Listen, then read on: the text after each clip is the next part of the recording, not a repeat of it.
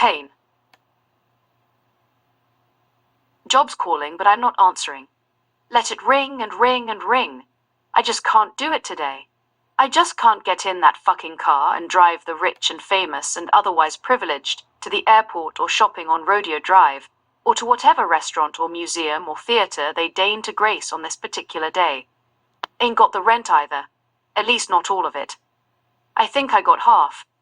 I search each and every crevice of each and every corner of my pathetic financial world for each and every dime I can find. I cash the 2 expense checks in my wallet, which adds up to just over 100. I reclaim the $60 hidden in my Best of Frank Sinatra CD. Holy shit, what a present surprise. There's actually 80 there.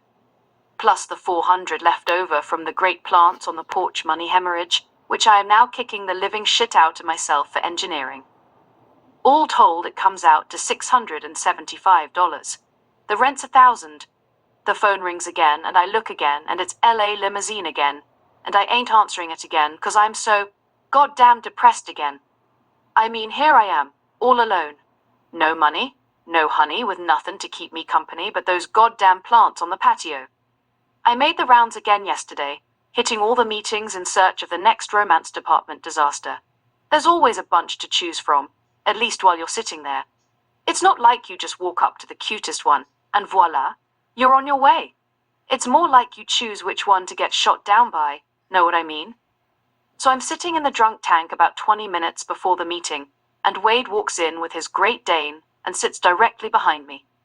Now that's annoying enough because this dog is panting and drooling and it has an odor too. I guess I'm just not a dog person, because a lot of people look over and smile at Wade, and one super physically fit guy comes over and starts wrestling with the damn thing. So I suffer this aggravation quietly, not saying anything, just waiting for the moment to pass, which it finally does. But then Wade leans forward and says, "Hey Rob, what's going on with you and Liza? I saw you two together." Now to call Liza a sore spot would be an understatement. It's probably been a month or 2 since that magical day night we spent together, and at least a couple of weeks since I saw her. Truth be known, it's been eating me alive that it didn't last longer. I've been exploring all reasons and beating the shit out of myself about how old I am, and how I'll never have another chick that young again, and how she's probably banging some much younger guy with much more money, a much nicer car, etc. I didn't answer the question, hoping Wade would take the hint, but he didn't.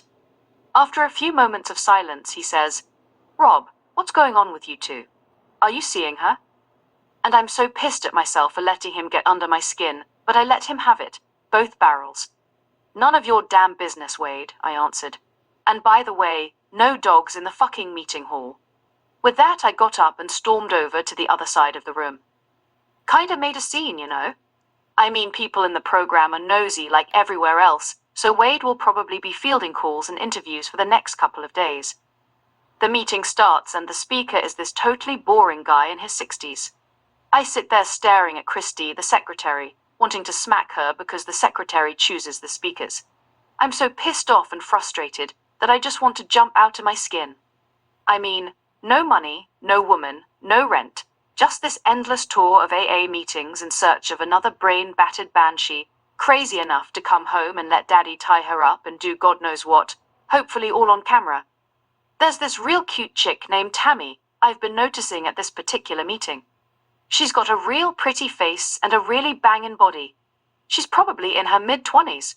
She always wears a loose-fitting top, but you can totally see how stacked she is. Plus she wears these dorky black librarian glasses that just totally get me going. Finally, the main speaker's borefest ends, and it's time for group participation. Tammy puts up her hand and shares that she's a comedy writer, and that she doesn't think she's funny enough, and that her co-writers on this show she's on all think she sucks too. A show? What kind of show? A TV show? Jesus Christ, another successful writer being shoved in my failed writer face. Christy shares that she feels really bloated, and that she's having trouble getting pregnant, and that she stopped long-distance running, of her legs, not her mouth, because her doctor says that'd probably be a good idea while trying to conceive.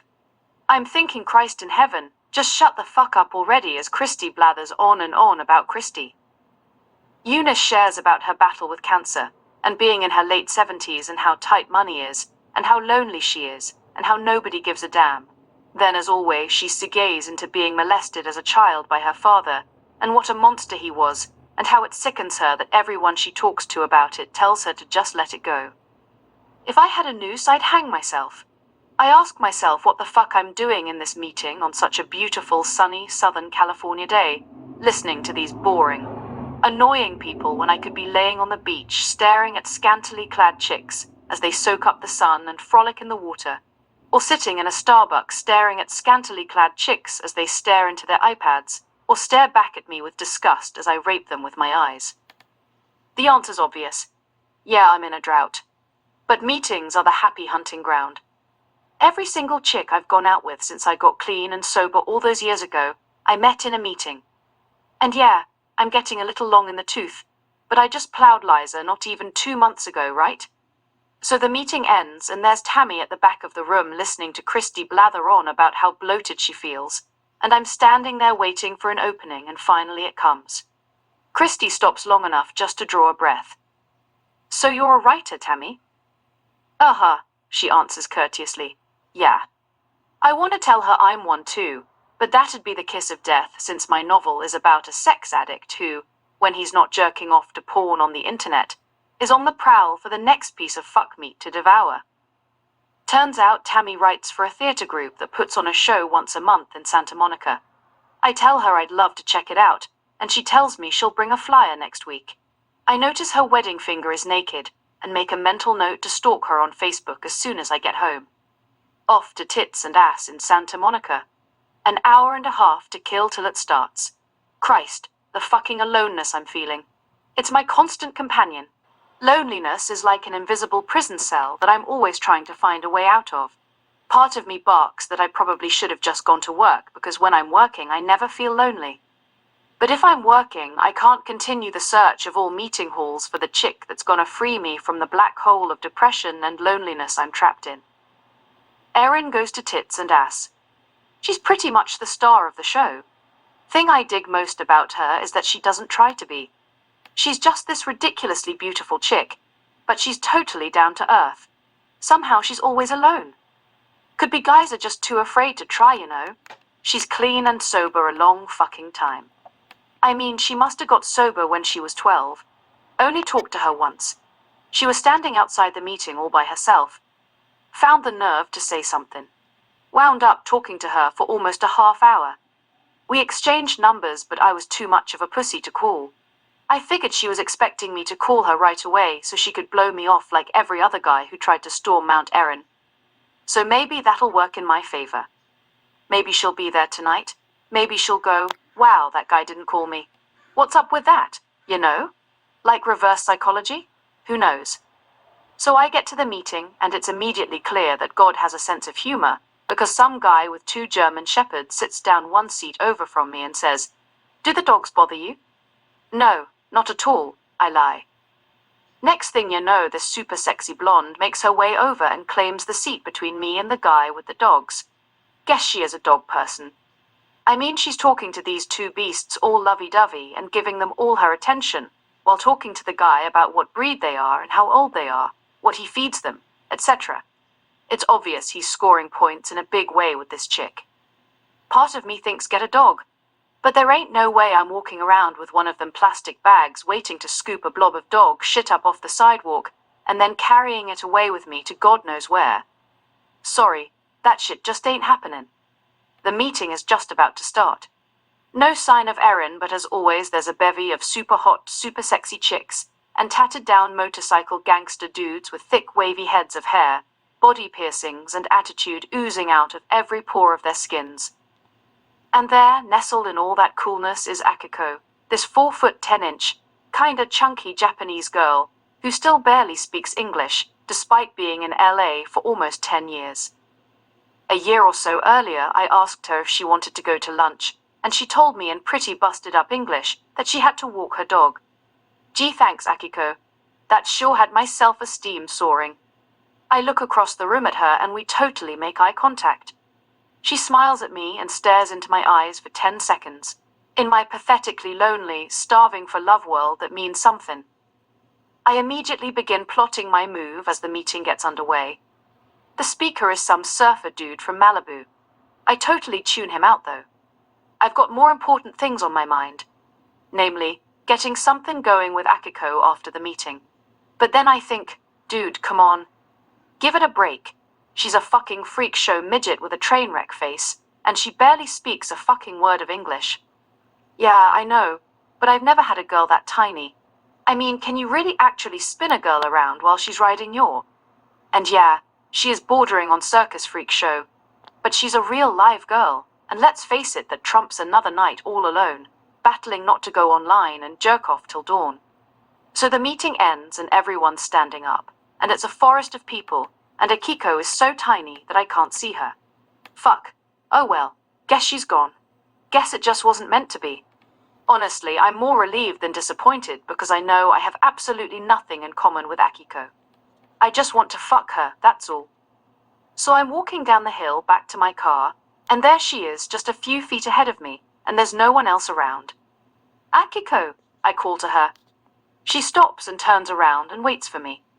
I bend all the way down and give her a hug. It's totally awkward, just a no-go situation. I know that, yet still I persist. We continue walking down the hill, and I serve some small talk about the weather over the net. She answers, but I can't understand a fucking word she's saying. I nod supportively anyway. So where you off to now? I ask. Again she answers, and again I can't understand a fucking word. The corner is just a few more feet ahead. Time is running out. It's now or never. Wanna go get some lunch? I have to walk my dog, she answers in perfect English. I can't help but laugh as I walk back to my car, feeling like a dying man stranded in a desert of loneliness, without a drop of the water of love anywhere in sight.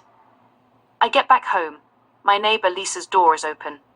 She's a pretty cute brainiac who just got her doctorate and is teaching sociology at USC.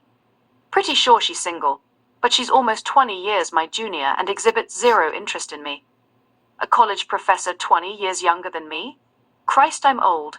She's sitting on her couch and there's a laptop on the coffee table. She sees me and looks up. Hey, she says, the way she always does. She's lived here almost a year and that's about the extent of our conversation. Once when she first moved in, I asked her if she wanted to go get some coffee and she shot me down. Still, there she is, all alone. What the fuck? Give it a shot. So I come back out of my place and stand in her doorway, barely able to see her through the screen door. Hey Lisa, wanna go get some coffee?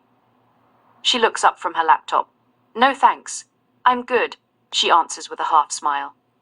Okay, I answer pleasantly, masking how truly fucking frustrated I am that not a single fucking chick on this entire fucking planet will give me the fucking time of day.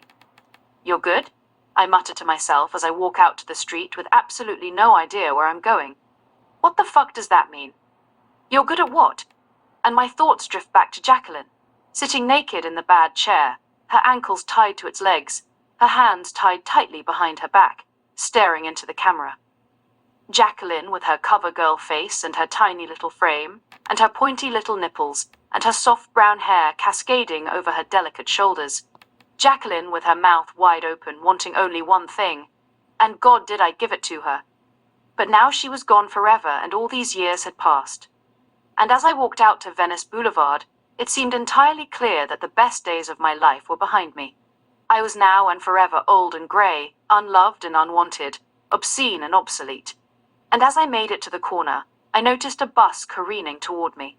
The light was green and there was no one at the bus stop. It showed no signs of slowing down.